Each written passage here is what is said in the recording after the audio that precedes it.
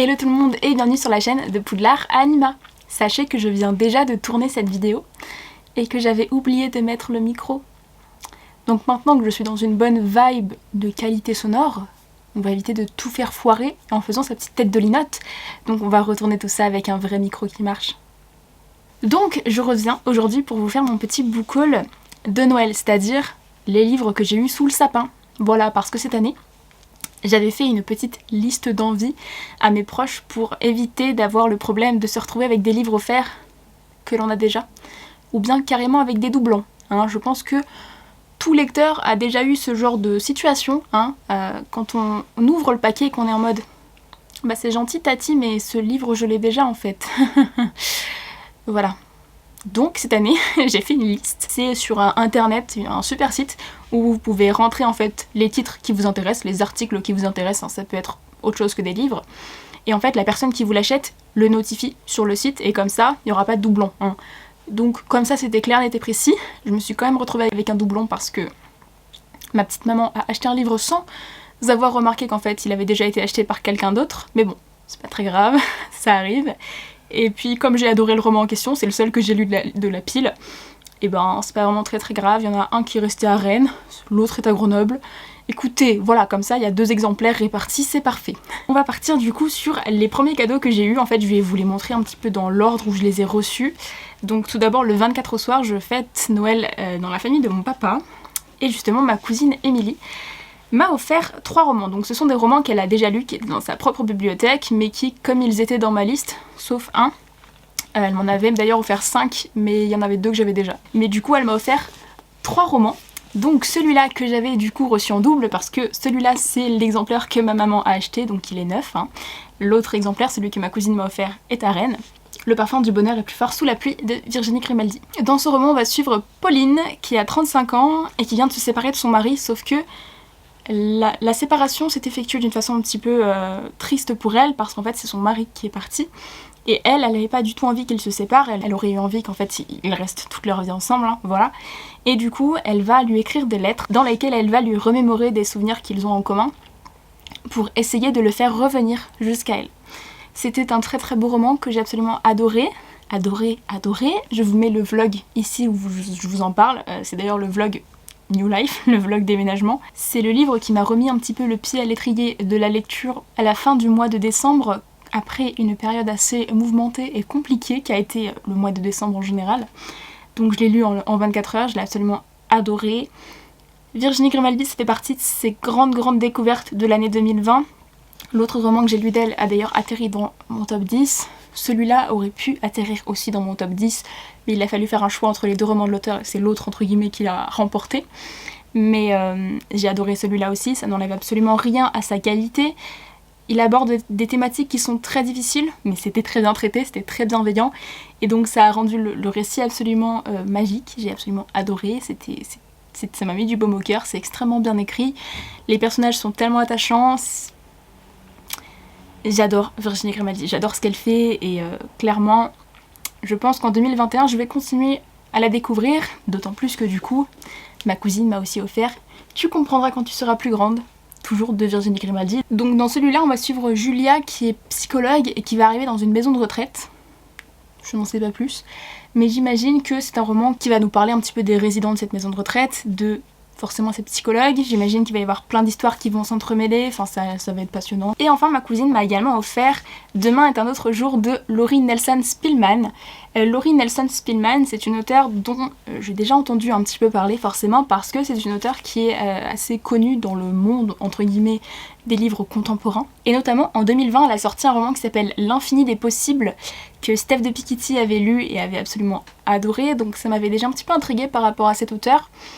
Et j'ai l'impression que celui-là c'est un petit peu le grand classique de l'auteur, donc moi ça me dit bien, clairement. Je ne sais même pas de quoi ça parle, j'ai même pas lu le résumé, pour tout vous dire. Et je serais curieuse de savoir si vous l'avez lu et si vous l'avez apprécié, donc dites-moi ça en commentaire. En tout cas moi j'ai très hâte de le découvrir, ça va être typiquement comme les Virginie Grimaldi, un petit peu le roman vous savez que vous lisez un petit peu en transition après un gros pavé de fantasy ou après une lecture bien intense. Je dis pas que ce sera pas intense, mais en tout cas c'est typiquement le genre de roman qui se lise en tout cas assez vite. On va passer du coup au cadeau que j'ai ouvert le 25 matin. Alors le 25 au matin clairement il y en a eu beaucoup parce que j'ai ouvert les cadeaux que j'avais reçus de mes copines, qu'elles m'avaient envoyé du coup par la poste. Et je vais commencer avec les cadeaux que m'a offert ma petite Clémence. Donc Clémence de la chaîne Synopsia, je vous mets sa chaîne par ici. Si vous ne la connaissez pas, foncez parce que son contenu est plutôt très qualitatif. Elle m'a offert des livres en VO, je pense qu'elle s'est dit, bon Amélie, là 2021, l'un de tes objectifs c'est de lire en VO, donc je vais t'aider là-dedans. Elle m'a tout d'abord offert Birthday de Meredith Rousseau. Alors là, typiquement, c'est pareil que pour le Laurie Nelson Spillman. C'est un roman que j'avais vu passer sur la chaîne de Steph de Piketty parce qu'il fait partie de ses meilleures lectures de 2019, si je ne dis pas de bêtises. Elle en avait beaucoup parlé et surtout elle en avait beaucoup parlé en bien. Et en fait, j'ai commencé à suivre Steph à la fin de l'année 2019, donc l'une des premières vidéos que j'ai vues d'elle, c'était justement ses meilleures lectures de 2019. Et la façon dont elle avait parlé de ce roman, je l'avais mis dans ma wishlist, mais direct, clairement, ça me faisait trop envie. C'est un roman Own Voice, parce que l'auteur est une femme transgenre, et je crois bien que du coup, on a un personnage dans ce roman qui est transgenre, lui aussi, ou elle aussi, je ne sais pas. Mais je vous avoue que j'en sais pas beaucoup plus et que j'ai pas envie d'en savoir beaucoup plus non plus. C'est un roman assez court d'ailleurs. La tranche est d'une beauté, on adore. Et j'ai vraiment très hâte de me faire un avis sur ce roman qui m'a l'air extrêmement intéressant dans les thématiques. C'est vraiment une thématique sur laquelle je n'ai pas encore beaucoup lu, typiquement la transidentité. Et je suis vraiment très curieuse de découvrir un petit peu plus amplement un récit de ce genre. Et du coup, le deuxième roman qu'elle m'a offert en VO, il s'agit de Autobiographie de Christina Loren, qui me fait envie depuis super longtemps, mais que je n'avais pas encore pris la peine de m'offrir. Et j'avais vraiment très envie de le découvrir en VO, parce que je pense que c'est typiquement le genre de roman assez accessible en fait. Je manquais un petit peu de contemporain dans ma pile à lire VO ce dernier temps, donc là ça va aller beaucoup mieux. La couverture est d'une beauté sans nom. Et du coup, dans ce roman, on va suivre un jeune garçon qui s'appelle Tanner, qui est bi et qui a fait son coming out, mais qui va déménager, qui va vivre dans une ville où les gens sont extrêmement croyants. Il y a une forte communauté religieuse. Et du coup, ses parents vont lui dire « Bon, peut-être que va falloir que tu évites de parler trop de ta sexualité parce que tu ne seras pas très bien accueilli dans la communauté dans laquelle on va vivre. » Sauf que, évidemment, vous vous en doutez, Tanner va tomber amoureux d'un garçon. Mais ce garçon, il est très croyant, hein, il fait partie de la communauté religieuse de cette ville, donc j'imagine que ça va être un petit peu l'histoire d'amour de ces deux garçons, et je suis vraiment très curieuse de le découvrir. Il va y avoir plein de thématiques abordées, j'imagine, donc je suis très curieuse, et en plus, en ce moment, je fais une razzia sur les vidéos de Pepper Palace, et à une époque, elle en parlait beaucoup, et du coup, ça me donne super envie, donc... Vraiment, je vais foncer dessus, je pense très vite. J'ai très envie de lire en VO en ce moment, donc il va passer très rapidement à la casserole. Et enfin, ma petite Clem que j'ai vue au Nouvel An m'a offert un nouveau livre à cette occasion, et elle m'a offert le premier tome de La Quête de Willan. Donc c'est l'adaptation BD du roman phare jeunesse de Pierre Bottero, dont je vous ai déjà parlé en long, en large et en travers sur cette chaîne. Si vous n'avez toujours pas compris qui était Pierre Bottero dans mon cœur, regardez mes vidéos, voilà tout simplement. Donc cette adaptation BD me faisait très envie depuis très longtemps parce que Pierre Bottero tout simplement, et j'avais pas encore franchi le pas parce qu'il y a quand même pas mal de tomes, hein. Mais bon, elle me donne un petit peu la motivation pour commencer. Et donc cette adaptation a été faite par Lilian, je pense que ça se dit comme ça, Liliane, et Baldetti. Donc je suis très curieuse, j'ai très hâte de le lire, je pense que ce sera chose faite assez rapidement, c'est une BD, ça se lit très vite. Et j'ai très envie depuis un petit moment de me replonger dans l'univers de Gwen Dalavir, donc ce sera chose faite très rapidement aussi. Ensuite, on va passer au cadeau de ma petite Louise, mieux connue sous le nom de Bref d'avion lecteur sur le Booktube Game. Elle m'a tout d'abord offert le premier tome de Fils des Brumes de Brandon Sanderson, donc qui s'appelle L'Empire Ultime. Et je vous entends déjà hurler les fans de Brandon Sanderson, mais je n'ai jamais découvert cet auteur. J'ai commencé à entendre parler de lui en 2020. Avant, je n'avais jamais entendu parler de cet auteur. Voilà. Alors, vous allez me dire, où est-ce que tu étais ? Tu étais dans une grotte ou... Je ne sais pas. Je ne sais pas où est-ce que j'étais, mais je n'avais jamais entendu parler de cet auteur. Et c'est une aberration, oui, clairement. Donc, ce sera mon premier livre de lui. Je vous avoue qu'il y a vraiment 2 sagas qui me font super envie de lui. 3, soyons honnêtes. Il y a celle-là. En fantasy, il y a aussi Les Archives de Rochard. Et en SF, j'avoue que je me laisserai aussi bien tenter par Skyward. En tout cas, je commencerai par ça. Et je suis assez curieuse parce que je l'ai vu passer sur la chaîne des mots de l'imaginaire, donc Lorraine. Et il me fait super envie en fait, tout simplement. C'est pas la saga qu'elle a préférée de lui, c'est même pas la saga préférée de tous écrite par Brandon Sanderson, mais c'est une saga qui m'a l'air assez bien pour rentrer dans son univers de fantasy. Dans ce roman, on va suivre Vin, qui est une jeune fille, et j'en sais pas plus, parce que j'ai déjà tout oublié du résumé. Pourtant, je l'ai entendu plein de fois, hein, le résumé, mais j'ai pas retenu. C'est une honte, voilà. Donc je peux pas vous en dire plus. De toute façon, j'imagine que c'est une saga que beaucoup d'entre vous connaissent. Encore une fois, parce que Brandon Sanderson, c'est un maître maintenant de la fantasy, c'est vraiment considéré comme l'un des auteurs phares de ce genre, donc j'imagine que beaucoup d'entre vous l'ont déjà lu. En tout cas, moi je suis curieuse de découvrir cet auteur et cette saga en général. Et enfin, Louise m'a également offert À quoi rêvent les étoiles de Manon Fargeton. Et là, c'est tout pareil, je n'ai jamais lu de roman de Manon Fargeton. Oui, je sais. Vous allez encore vous demander, mais qu'est-ce que tu lisais? Ben, je sais pas, mais en tout cas, je ne lisais ni Brandon, ni Manon, hein, voilà. Ça va être une découverte dans les deux cas. Et je pense que ça va être une découverte assez chouette, parce que À quoi rêvent les étoiles, c'est un roman qui me fait envie depuis qu'il a été annoncé sur la page Instagram de Gallimard Jeunesse. Et depuis, il n'a pas quitté mon esprit. Voilà, il me fait juste super envie, c'est un roman choral. On va suivre plusieurs points de vue de plusieurs personnages, des âges complètement différents, des origines j'imagine aussi totalement différentes, des passions différentes, en tout cas des personnages qui sont tous très très diversifiés, et j'imagine que quand même quelque chose va les relier, je sais pas du tout, j'ai envie de me lancer dedans sans trop en savoir, et de découvrir La plume de Manon Fargeton, dont on me dit tant de bien depuis tellement longtemps. Ce roman a été un coup de cœur pour tellement de monde que voilà, je me lance en étant quand même plutôt sûre de passer un bon moment de lecture. Je suis très très très impatiente de le découvrir. Passons maintenant au cadeau qui m'a fait Marine. Elle m'a tout d'abord offert Le Chant d'Achille de Madeline Miller. Si vous suivez la chaîne, vous savez que j'ai lu Circé, et c'est un roman qui m'a tellement passionnée, que j'avais tellement de choses à dire dessus. Quand je vous en ai parlé en vlog, j'étais intarissable. C'est-à-dire que je n'arrêtais pas de parler, et encore, de ce que vous avez vu, j'ai coupé plein de choses dans ce que j'avais dit parce que sinon c'était beaucoup trop long. J'avais tellement de choses à dire sur ce roman, il y avait tellement d'éléments qui me semblaient incroyables qu'il fallait relever, que c'était fou. Vraiment, c'était une lecture assez folle.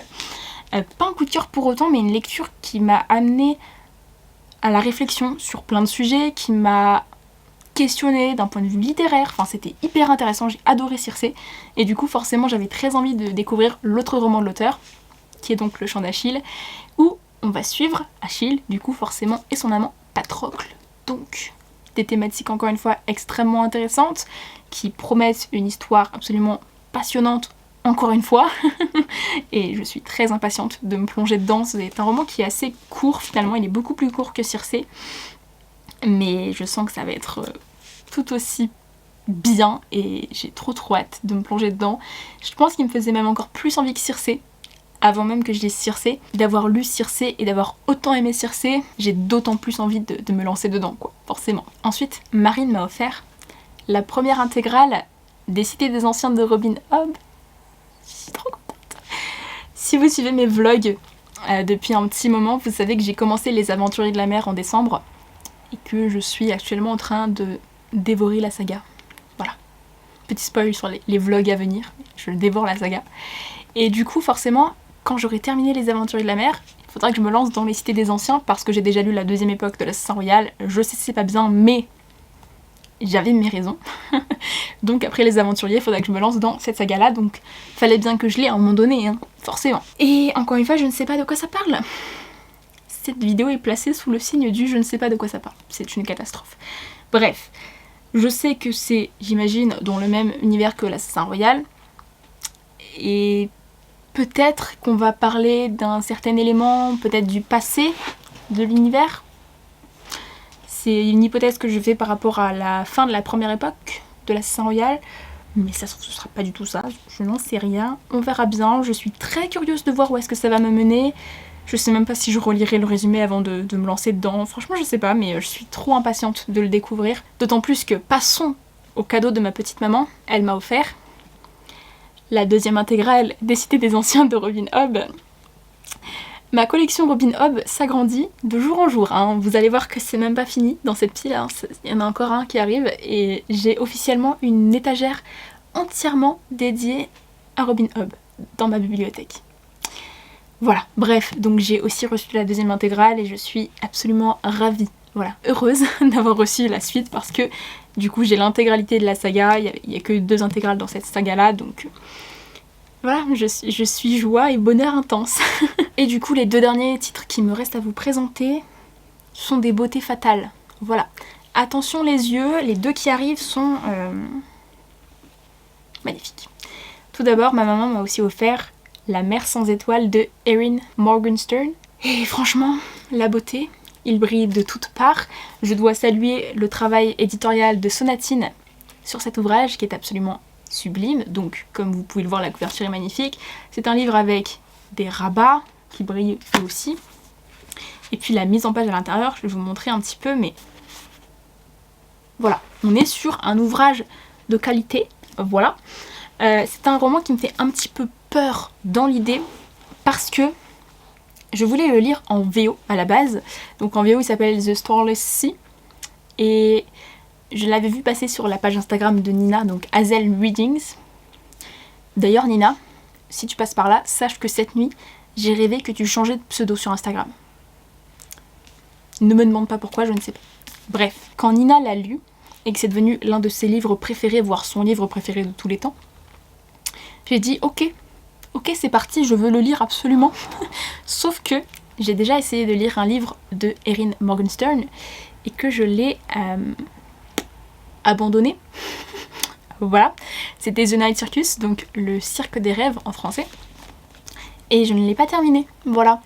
Donc je ne sais pas si c'était parce que je n'ai pas accroché à la plume de l'auteur ou si c'est parce que ça se passait dans un univers avec un cirque et que j'ai pu remarquer que c'était pas du tout le genre d'univers qui me hypait. Donc je sais pas quel est l'élément qui a fait que j'ai pas trop accroché à ce livre-là, mais du coup je me suis dit que j'allais lire l'autre roman de l'auteur en VF, comme ça au niveau de l'accessibilité de la plume, ce sera plus évident forcément. Et puis on verra si du coup c'est parce que je n'ai pas accroché à l'univers du cirque ou si c'est parce que j'ai pas du tout accroché à l'univers de l'auteur en général. Mais honnêtement là ça se passe dans une bibliothèque, on suit un jeune homme qui s'appelle Zachary et qui, à la bibliothèque universitaire, va plonger dans un livre dans lequel en fait il y a une scène qui est en fait une scène de sa propre vie. Et encore une fois j'en sais pas plus, mais juste ce petit élément me hype de fou. Et comme c'est un univers complètement différent de The Night Circus, j'ose espérer que j'apprécierai peut-être plus celui-là. En tout cas je mets tous mes espoirs dedans et dites-moi en commentaire si vous l'avez lu. J'ai l'impression que c'est un petit peu l'auteur qui soit ça passe, soit ça casse.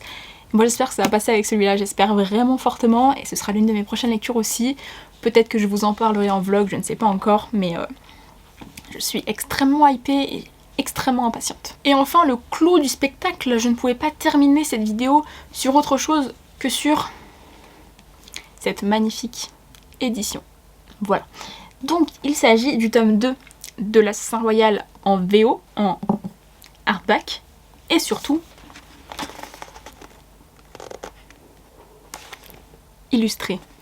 Et je suis absolument ravie de tomber sur cette illustration au pif, parce que sur cette illustration, vous pouvez apercevoir Fitz et le Fou. Et si j'aime autant le travail de ces éditions-là, c'est parce que du coup les illustrations sont faites par Magali Villeneuve qui est une illustratrice au passage française et que je trouve que sa représentation du fou est absolument magnifique. Voilà. Vous savez peut-être que le fou est l'un de mes personnages préférés de tous les temps. C'est le personnage que je préfère en tout cas dans la saga de l'Assassin Royal et qui m'a clairement marqué en fait au point d'atterrir dans le top 3 de mes personnages préférés de tous les temps en littérature. Voilà, à ce point-là.